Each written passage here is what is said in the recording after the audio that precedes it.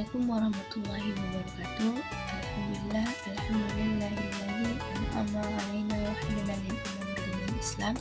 Asyhadu an la ilaha illallah wa asyhadu anna Muhammadan abduhu wa rasuluh. Amma ba'du.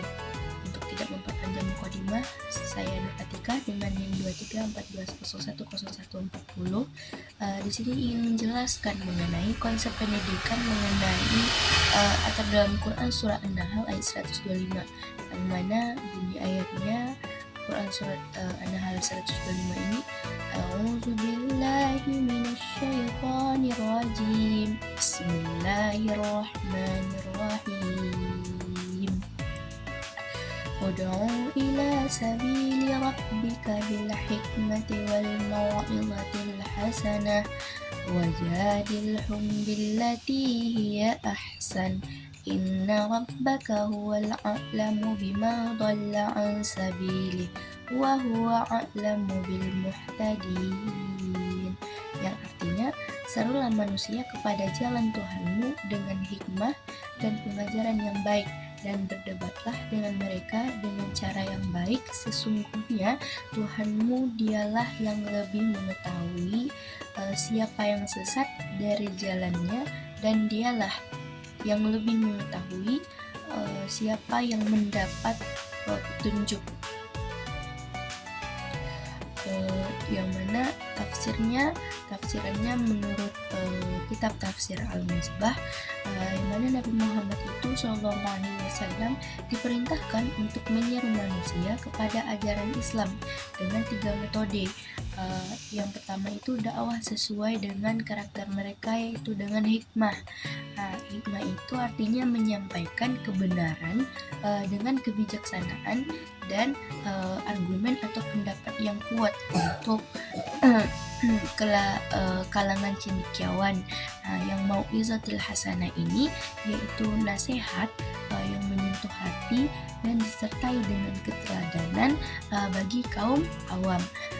Kalau hikmah tadi bagi kaum cendekiawan, kalau mau'izatil hasanah bagi kaum awam, dan jidal hasan itu debat yang santun dengan logika dan juga dalil yang benar untuk penganut agama lain.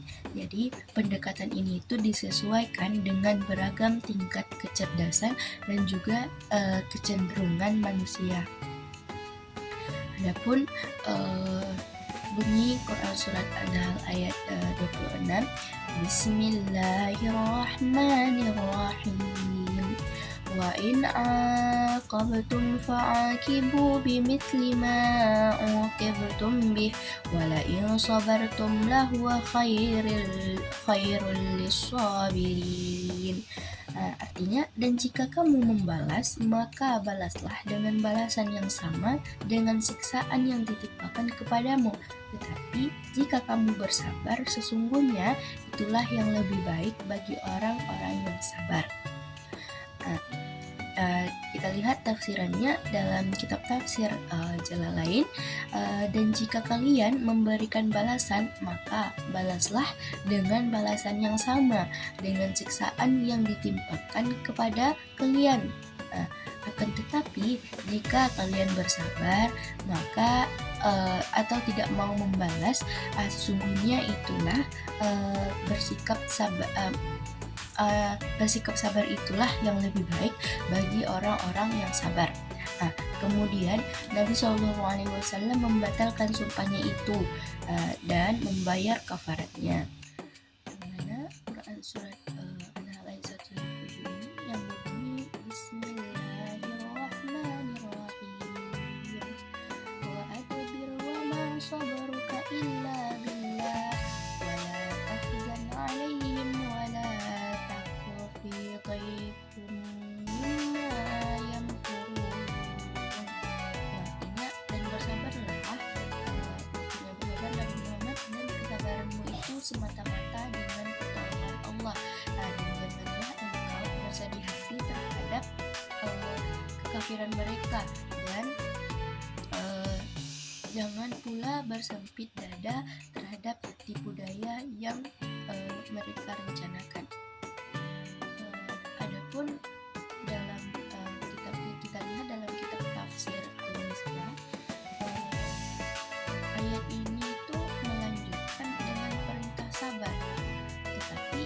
redaksi perintah ini berbentuk tunggal, berbeda dengan redaksi yang menggambarkan kemungkinan itu membalas sebelumnya, yang menggambarkan kemungkinan membalas sebelumnya. Jadi bentuk tunggal di sini itu ditunjukkan kepada Nabi Muhammad Shallallahu Alaihi Wasallam. Nah, sungguh wajar hal itu demikian karena anjuran untuk tidak membalas adalah yang terbaik. Nah, dan ini hendaknya ditampilkan oleh Rasulullah Shallallahu Alaihi Wasallam agar dapat diteladani oleh umatnya. Dan jika kamu bersabar dan tidak membalas, maka sesungguhnya itulah yang lebih baik bagi para penyebar. Nah, itu maksudnya. Nah, baik itu di dunia maupun juga di akhirat. Karena itu, wahai Nabi Muhammad, kata sebagai manusia sempurna dan juga teladan bagi umatnya, laksanakanlah tuntutan ini. Nah, kata Allah dalam Quran itu, dan bersabarlah menghadapi gangguan kaummu dan dalam melaksanakan tugas-tugasnya gitu. Tahu dakwah dan tiadalah kesabaranmu itu akan mencapai hasil yang memuaskan. Yang mana melainkan pertolongan Allah ada padamu. Itu maksud dari Quran surah An-Nahl ayat 127, yang mana bunyi Quran surah An-Nahl ayat 128, Bismillahirrahmanirrahim, Innallaha ma'alladzina taqaw walladzina hum muhsinun. Sungguh Allah beserta orang-orang yang bertakwa dan orang-orang yang berbuat kebaikan. Adapun kita lihat dalam kitab tafsir Ibnu Katsir, sesungguhnya Allah beserta orang-orang yang bertakwa, dan orang-orang yang berbuat kebaikan.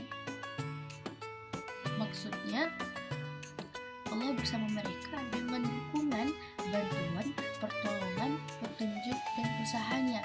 Nah, ma'iyah atau kebersamaan di atas adalah ma'iyah khusus, yang mana sedangkan ma'iyah yang bersifat umum adalah berupa pendengaran, penglihatan, dan juga pengetahuan.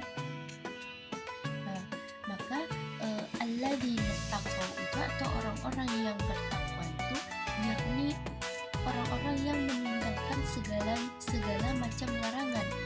Walladzina hum muhsinun itu dan orang-orang yang berbuat kebaikan, yakni yang mengerjakan kesesatan. Mereka itulah orang-orang yang dipelihara,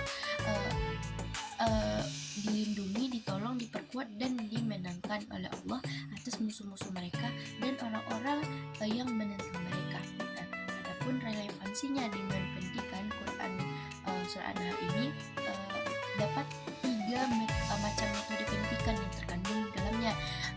Yaitu yang pertama itu metode al-hikmah, di mana perkataan yang baik. Allah Subhanahu wa taala itu menyuruh Rasulullah agar mengajak umatnya kepada jalan Allah dengan hikmah, ini dengan berbagai atau hikmah bijaksana. Perintah yang terdapat dalam Al-Quran dan juga Sunnah agar mereka itu waspada terhadap siksa Allah. Jadi hikmah juga diartikan sebagai sesuatu yang apabila digunakan akan mendatangkan kemaslahatan dan kemudahan yang besar atau lebih besar, serta menghalanginya terjadinya mudarat atau kesulitan yang besar atau lebih besar gitu. Jadi Al-Bukhari juga mengatakan sebagaimana yang dikutip menurut Quraisy, hikmah itu mengetahui dari paling utama segala sesuatu baik pengetahuan maupun perbuatan. Ia adalah ilmu amaliyah dan juga amal ilmiah. Ia adalah ilmu yang didukung oleh amal dan amal yang tepat dan didukung oleh ilmu. Jadi metode hikmah ini adalah metode yang mencakup seluruh kecerdasan emosional, intelektual, dan juga spiritual. Dan dalam pengaplikasiannya dalam pendidikan Islam, kita mengindikasikannya adanya tanggung jawab pendidik dengan pengetahuan yang dalam, akal budi yang mulia, perkataan yang tepat dan benar, serta sikap yang proporsional dan dipendidik, maka tujuan pendidikan itu dapat terwujudkan. Yang kedua itu namanya metode mau'izah hasanah, nasihat yang baik. Jadi metode mau'izah hasanah itu adalah bentuk pendidikan dengan memberikan dan peringatan yang baik dan juga benar, perkataan yang lemah lembut, penuh dengan keikhlasan, sehingga peserta didik itu terdorong untuk melakukan aktivitasnya dengan baik. Dalam mau'izatul hasanah ini mencakup targhib atau seruan ke arah kebaikan dan juga memberi iming-iming atau balasan kebaikan, dan tarhib seruan untuk meninggalkan keburukan dengan memberikan peringatan dan juga ancaman bagi mereka yang melanggar. Sebagai sebuah metode mau'izah itu baru dapat mengena sasaran bila ucapan yang disampaikan itu disertai dengan pengalaman dan juga keteladanan dari yang menyampaikannya. Nah, inilah yang bersifat hasanah. Kalau tidak, ia adalah yang buruk, yang seharusnya dihindari. Jadi di sisi lain, mau'izah itu biasanya mencegah sasaran dari sesuatu yang baik, yang kurang baik, dan ini dapat mengundang emosi baik dari yang menyampaikan. Lebih-lebih dari menerimanya, maka mau'izah itu adalah sangat perlu untuk mengingat kebaikannya itu di pendidikan yang disampaikan dengan bahasa yang lemah lembut, sangat baik untuk menjinakkan hati yang liar dan lebih banyak memberikan ketentraman daripada pendidikan atau pengajaran yang isinya ancaman dan juga kutukan-kutukan yang mengerikan gitu. Jadi jika sesuai tempat dan juga waktunya, maka tidak ada jeleknya memberikan pendidikan yang berisikan peringatan yang keras atau tentang hukuman-hukuman lah gitu. Yang ketiga itu namanya metode jidal atau debat. Jidal juga merupakan sebuah metode pendidikan sebagaimana hikmah dan juga mau'izatul hasanah tadi. Jadi jidal itu terdiri dari 3 macam juga, yaitu jidal yang buruk yakni yang disampaikan dengan kasar, yang kedua jidal yang baik yakni yang disampaikan dengan sopan serta menggunakan dalil atau dalih walaupun hanya diakui oleh lawan. Dan yang ketiga itu jidal yang terbaik yakni yang disampaikan dengan baik dan dengan argumen-argumen yang benar serta membungkam lawan gitu. Jadi metode ini itu dimaksudkan untuk mengenalkan pengetahuan fakta-fakta tertentu yang sudah diajarkan untuk merangsang perhatian murid dengan berbagai cara sebagai apresiasi atau selingan dan juga evaluasi. Jadi selain itu dalam pelaksanaan metode ini perlu juga menerapkan kemungkinan jawaban pertanyaan apakah banyak mengandung masalah ataukah hanya terbatas pada jawaban iya atau tidak saja. Mungkin hanya sekian penjelasan saya mengenai konsep pendidikan yang terdapat dalam Quran Surat An-Nahl ayat 125 hingga 128. Jika ada perkataan saya yang salah, saya minta maaf. Saya sudahi dengan wabillahi taufiq wal hidayah. Wassalamualaikum warahmatullahi wabarakatuh.